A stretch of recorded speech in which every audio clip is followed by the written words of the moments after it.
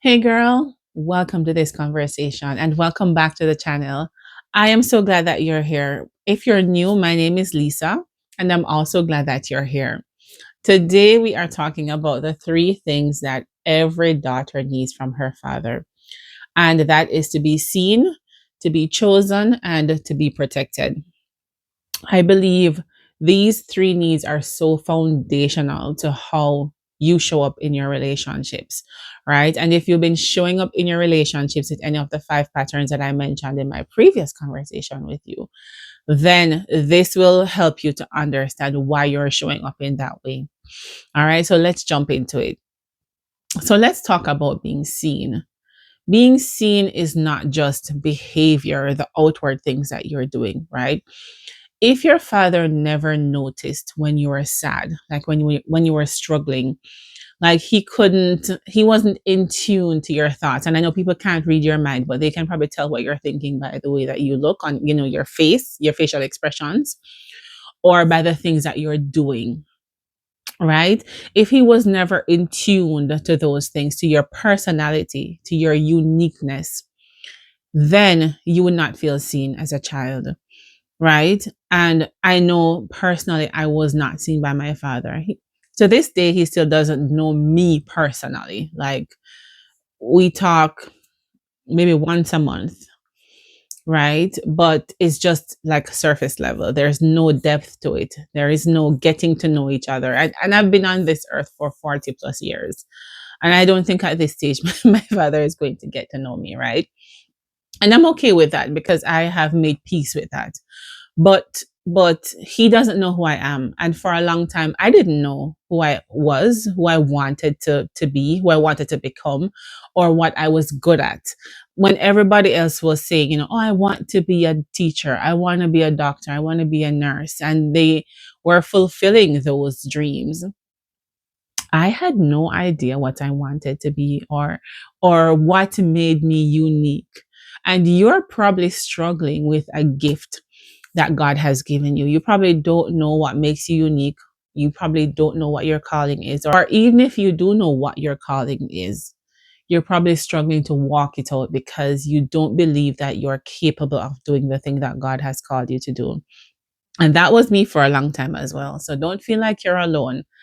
I really struggled with this calling that God gave me because as a child, I was not affirmed that, look, you can do whatever you want to do.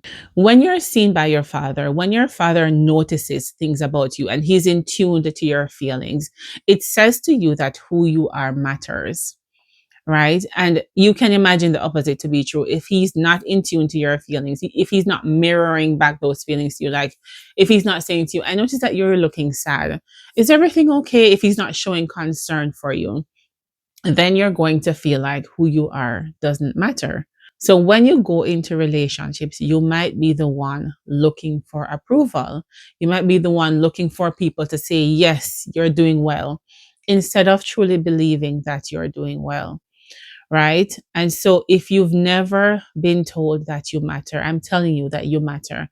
And God believes that you matter, right? The way He loves you will show you that you matter. And so I had to come to the point where I recognized that my father would not be the father that I needed. I don't know if he's capable of being the father that I needed and still need, right? And so I had to switch my attention from him to God.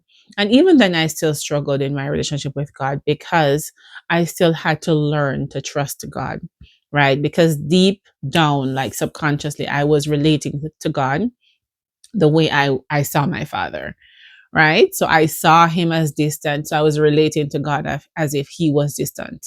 You get the point, right? And so feeling seen again helps you to know that you matter, that you're important, right? And every daughter should know that she matters. So let's talk about being chosen. And that's the second need. And this is talking about your father wanting to spend time with you, wanting to be in your presence, not out of obligation, not because your mom says, well, you have to spend this weekend with her because you didn't spend enough time with her or you're not spending enough time with her.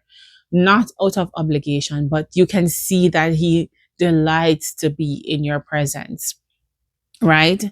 And what he is saying to you by wanting to be in your presence, by having that fun. You can see when fathers are playing with their daughters, lots of videos on YouTube of men playing dolls with their kids, right?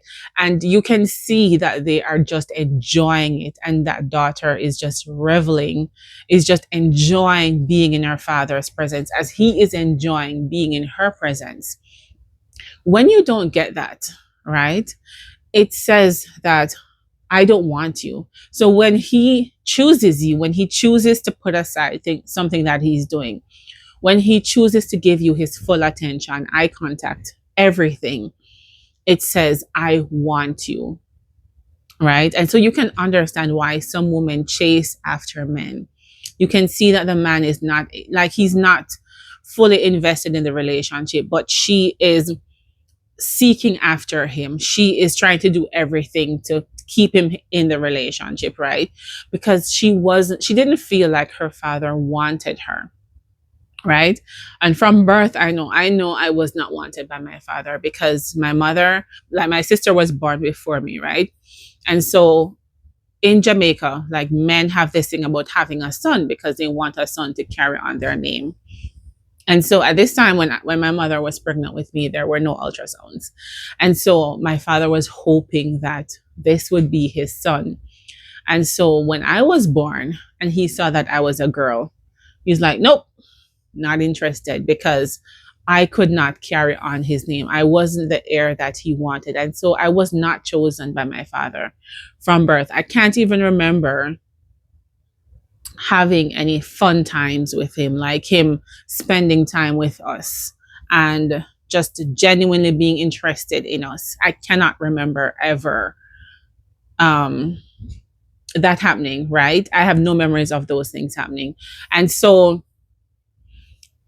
for me, I wasn't chosen. I was taught that you are not wanted, right? But for God, I'm telling you, but for God showing me his love and showing me that he chose me from the foundation of the world. He chose me from before I was born.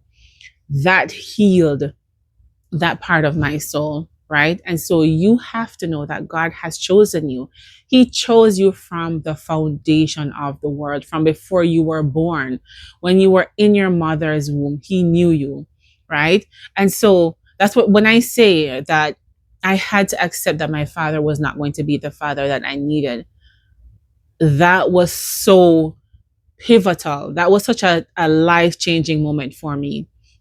And if you're not there yet, I encourage you to stop focusing on your father and the rejection, but to focus on God and the acceptance and the love and the being seen and being chosen by God, right? Because I'm telling you, that is the only thing that can heal your soul. Nothing else, nothing in this world. There is nothing else that can heal that rejection, that wound, that root of rejection that might still be in you. All right. Protection. Every daughter deserves to feel safe. And when your father stands up for you, when he sets boundaries, and it doesn't have to be physical protection, there's also emotional protection. When he listens and he says, no, that's not right, you should not be going through that, I'm going to do something about it. When he protects you, when you feel safe with your father, right, then you learn that you deserve respect, you are worth protecting, and that your boundaries matter. And this is why there are some women who have no boundaries. They have issues standing up for themselves. They have issues standing by their boundaries. When they say, look, I don't want to do that, nobody can convince them to do it, because they know that their boundaries matter. But if you never had a father to protect you, to show you that you are worth protecting, that you deserve respect, then you might even be in relationships that are emotionally abusive, that are physically abusive, because you just don't know that you deserve that respect. And I never felt safe growing up. Never. And even to this day, I have to make it a conscious effort to feel safe in my own body. right? I never felt safe growing up. Some of the memories that I have are frightening memories, are memories of just me being afraid, right? And it's not easy because I deserved safety, right? I remember once when I was on practicum or work experience. I was going to college and I had gotten to the point where I needed to do work experience. And I was at the bus stop with my mom. And there was this guy. I had my phone in my hand. That time, those phones, like it was, phones were just starting to come out. So they didn't have the features that they had, but for some reason people still thought that they were, I guess because they were just coming out, everybody was fascinated by it. So I had my phone in my hand and I wasn't looking at this gentleman that was standing at the bus stop, and he held onto my phone, right? And he was trying to rob me, right? So I called out to my mom and she held on to him from behind, and then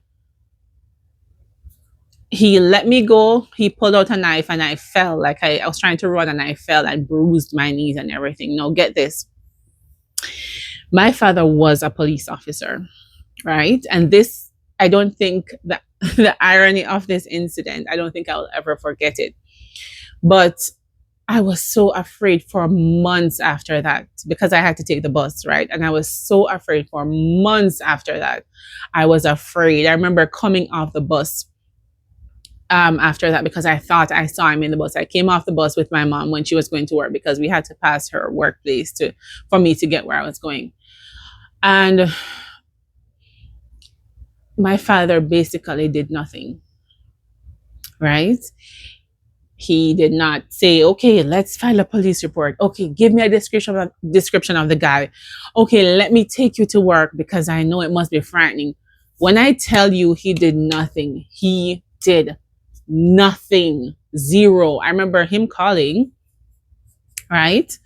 But nothing was done, right? And so that was very devastating for me. That was so disappointing for me to know that this man was pledging to serve and protect others, but his own daughter was defenseless, no protection, right? And so when you don't grow up with that protection, you don't know how to stand up for yourself, one, or you may become overprotective and aggressive because you feel like this is how I need to protect myself, two, right? And so it just affects the way that you show up in relationships, right? And three, after I said two, I was going to say three, but three, you can also struggle to trust people, struggle to trust the people who love you, and even God himself, right? I know I had to work on trusting people around me who loved me because I just couldn't get out of that mode of not feeling safe, survival mode, right? Always just on edge and always just looking out for something bad to happen. It's not good. It's not nice to live that way, right? But until you learn to trust God as your protector, because let me tell you something, God wants nothing more than to be your father, to be a father that sees you, that chooses you, that protects you, and for you to know that this is your father, right? So imagine that you don't grow up with any of these things. I didn't grow up with any of these things,